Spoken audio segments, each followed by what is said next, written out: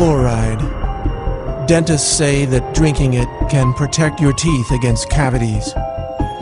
Cities and towns all across the world actually dump it into the water supply, hoping to indiscriminately medicate the population through their tap water faucets.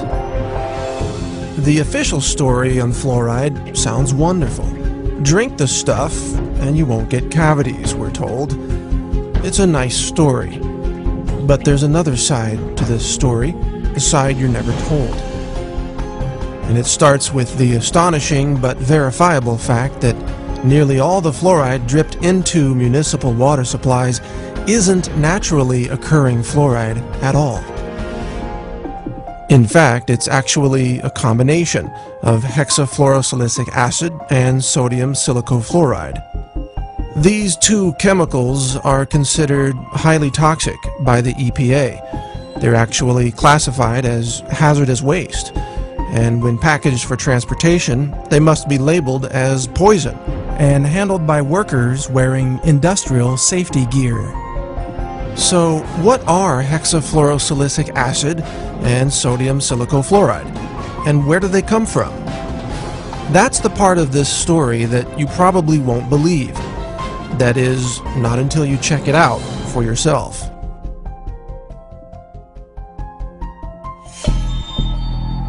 Because the more you look into the mythology of fluoride, the more bizarre this story becomes. And this bizarre story begins at phosphate mining companies. Phosphate is an important mineral used in fertilizers. It's mined from natural rock deposits scattered across the world, and the phosphate rock is then refined to produce phosphoric acid. If that name sounds familiar, that's because it's one of the main ingredients in carbonated sodas, such as Coke and Pepsi. Phosphoric acid is often compared to battery acid. It's a highly acidic liquid that is believed to be the primary reason why drinking sodas can result in kidney stones and a loss of bone mineral density. Phosphate rock is also used to create fertilizers. The problem is phosphate is often contaminated with high levels of fluoride, as much as 40,000 parts per million, or up to 4% of the raw ore. To remove the fluoride, sulfuric acid is added to a wet slurry of phosphate and water. This causes the fluoride to vaporize, creating highly toxic gaseous compounds such as hydrogen fluoride and silicon tetrafluoride. These toxic fluoride chemicals used to be released directly from the smokestacks of phosphate mining operations, but the nearby farms suffered devastating losses of cattle and food crops, which withered away and died due to, guess what? Fluoride poisoning. In order to stop this environmental destruction, the phosphate mining industry put in place a way to capture the toxic fluoride chemical vapors so that they wouldn't be released into the air and kill the surrounding livestock and vegetation. This was accomplished by installing wet scrubbers that captured the toxic fluoride chemicals, preventing them from being released into the environment and killing the plant and animal life living nearby. It is from these wet scrubbers that toxic fluoride chemicals are now harvested. They're collected, repackaged, shipped to your local city, and then dumped into the municipal water supply.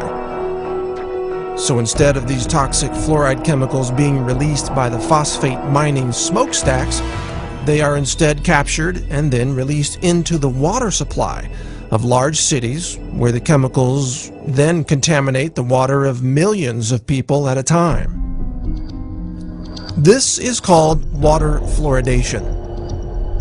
When dentists and doctors say they support fluoride in the water supply, what they're really saying is that they support the mass poisoning of the population with a highly toxic hazardous waste product that, if it weren't dripped into the water supply, it would have to be disposed of as a highly toxic hazardous waste under strict EPA regulations.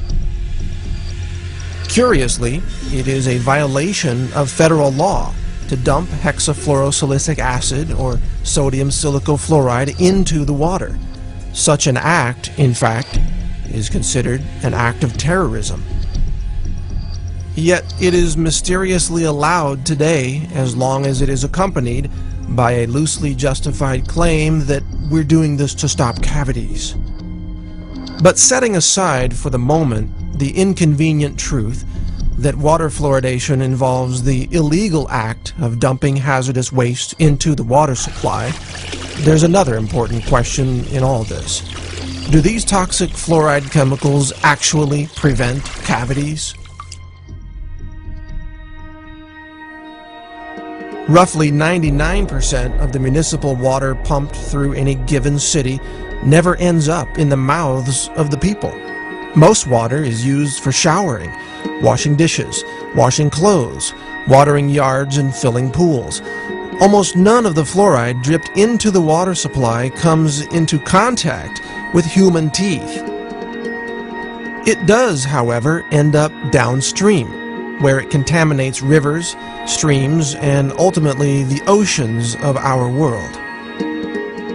In this way, water fluoridation policies have become a convenient loophole through which the phosphate mining industry can dump its toxic waste byproducts into the environment without adhering to any EPA regulations whatsoever.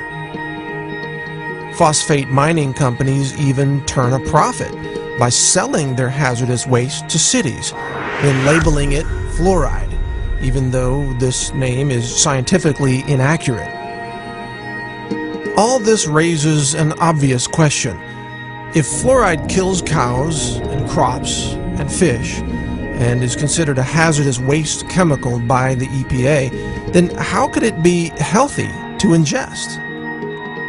And why don't doctors and dentists, even though they openly recommend fluoride, sometimes with irrational exuberance, know where fluoride really comes from? If dentists knew fluoride was derived from the chemical waste of the phosphate mining industry, would they still recommend that we consume it? The truth about fluoride is a lot like the truth about Enron or Goldman Sachs, or every other shocking revelation that nobody believed until it suddenly became obvious that we were all being fooled for so long. Fluoride is a clever scheme where a hazardous waste chemical is dumped into the environment by passing it through the bodies of people first. We, the people, have become the toxic waste dump site of the phosphate mining industry, and chances are your local dentist fully supports this entire process. Over the last several decades, an astonishing 24 studies have established a statistical link between fluoride exposure and low IQs in children. One study conducted by the Center for Endemic Disease Control in China found that each additional milligram of fluoride detected in every liter of a child's urine was associated with a 0.59 point decrease in their IQ score. Another study found that fluoride exposure slashed the number of children achieving high IQs by more than 70%. It shouldn't be surprising, of course, to learn that consuming a hazardous chemical might impair brain function.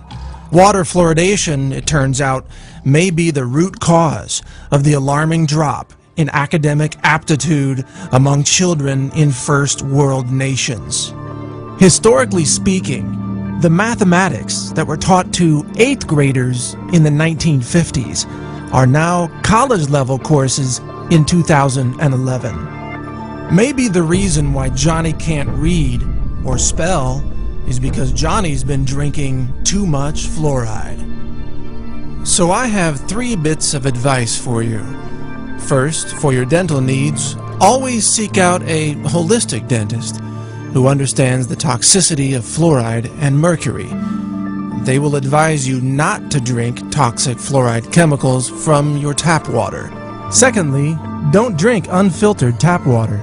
In addition to the toxic fluoride chemicals, tap water is also usually contaminated with chlorine and even dangerous elements from old water pipes. Buy a good countertop water filter from a company like Aquasana, or get a whole house filter to remove chlorine and fluoride from the water entering your home.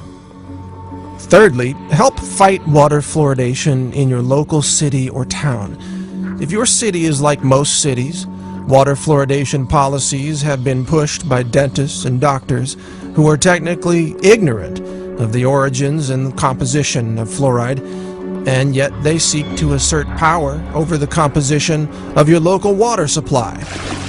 They essentially attempt to mass medicate the entire population with what can only be called a drug, a biologically active chemical that they claim can prevent a health condition. And yet, has this drug called fluoride ever received FDA approval as a drug? Have the individual members of the population been individually assessed for their need for such a drug? Have medication doses and drug interactions been considered? Has anyone even been written a prescription for this drug? The answer is no.